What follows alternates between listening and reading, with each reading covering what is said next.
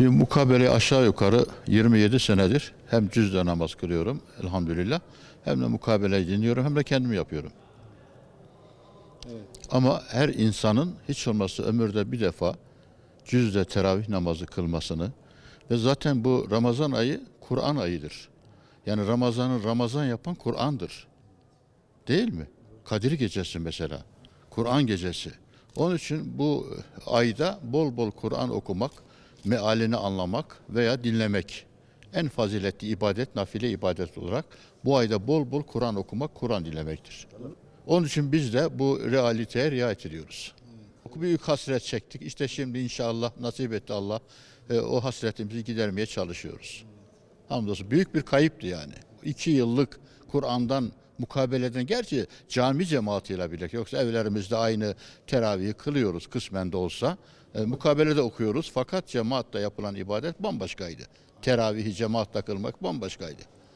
Cenab-ı Hakk'a hamdolsun bizleri bu günlere kavuşturdu. İnşallah böyle bir musibetten bizleri bir an önce kurtardı. Kurtulduk sayılır inşallah. Ve bundan böyle bir musibetlere maruz kalmamamızı Cenab-ı Hak bizlere nasip etsin.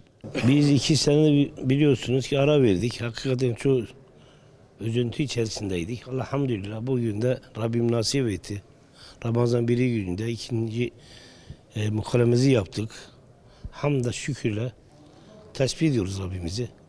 Allah o günleri bir daha vermesin. Rabbim ümmeti Muhammed'in tamamına sağlık, sıhhat, afiyet versin. Bu mübarek günleri, geceleri bir daha tekrar nasip etsin inşallah. Çok mutluyuz, çok huzurluyuz.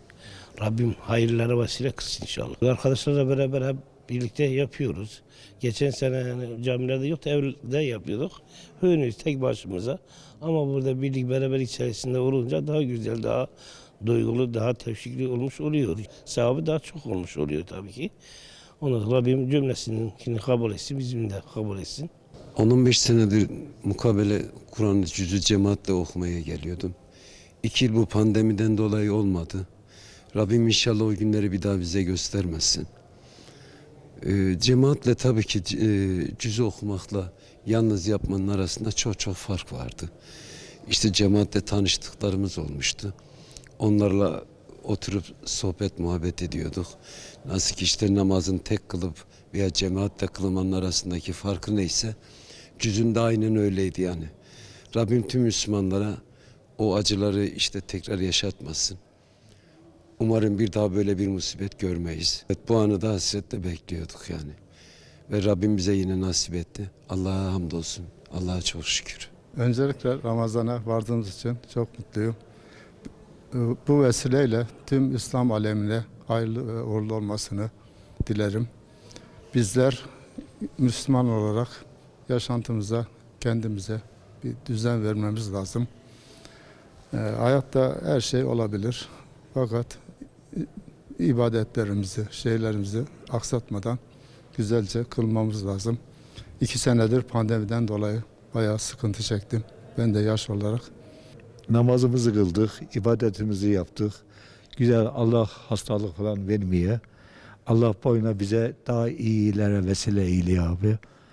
İnşallah her taraf düzelir, hastalık da inşallah biter. Biz de inşallah rahat ederiz.